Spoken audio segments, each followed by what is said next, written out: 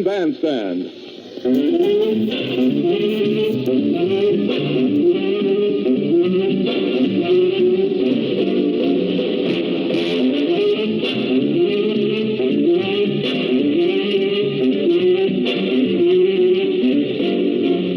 America's favorite dance party, American Bandstand.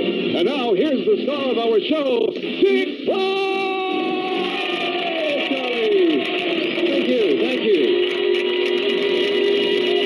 Boy, isn't that a wild-looking piece of machinery? This is owned by a very good friend of mine, a man named Gary Littlejohn. We spent about 3.5 weeks out in the desert together, we and several hundred other people making a picture not too many weeks ago. And this is one of the pieces of hardware we had with us, and I asked him because I quite frankly don't know anything about motorcycles or the paint jobs or whatever. There's a week's work. Mr. Gary Littlejohn, please. Gary, as I mentioned to you, we spent a lot of time out in the desert making a movie together. Now, Gary's a very interesting combination of man. You can look at him, you see he has rather long hair. He could be a musician. He could be an artist. He could be an actor. He could be a motorcycle rider. Quite frankly, I think he's all of these. Are you a musician, too? No, I missed. Taking up that. All right. Now, he's a very interesting gentleman because he started quite some time ago, went from customizing automobiles and motorcycles into the acting profession. And what is your ambition? What do you want to do eventually? Become an actor. Strictly an actor. This is a hobby, and it's great. It gives me something to do in between pictures. By the way, in a hobby such as this machine right here. What is this, by the way? What do you generally call a motorcycle like this? It's a chopper. It's they take a stock Harley and cut it down and make custom stuff for it and ride it. It's just something to look prettier because. Let me swing this table out of the way because somebody's not seeing too well. There you are.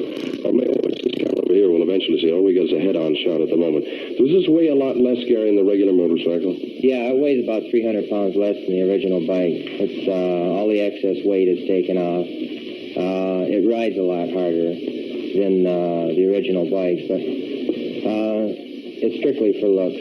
Can you ride this one, actually? Some of the show bikes you can't. Yes, this one here is rideable.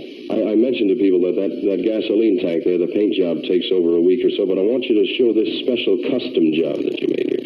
Take a look at this. We'll talk first about the paint, and I'll show you a little secret about it later on. What do you call this sort of stuff here? It's a psychedelic paint that's done with an airbrush, and it's transparent paint, overlapping, and it gives a psychedelic effect with a lot of depth. Let me tilt it up here and look at the top, if you will.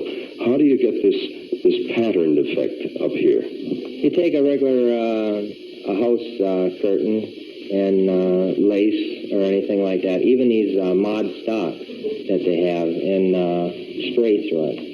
All right, now here comes the secret of all secrets. Is this the first one of its kind in the world? Yes, it is.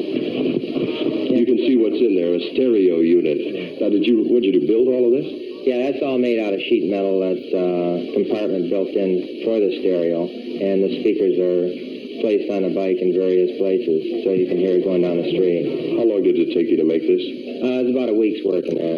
Very quickly, skip down here and give us a quick lesson. Is this what you start with? This is a regular stock Sportster tank, and it's been shrunk on the top, all concaved, and then sheet metal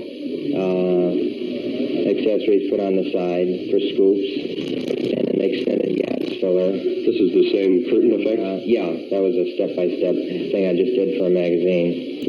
What do you call it? What is this thing here? Salt shaker or something? I built a chopper, and I wanted a tail light that was different. And so I decided to build my own, and that's what I come up with.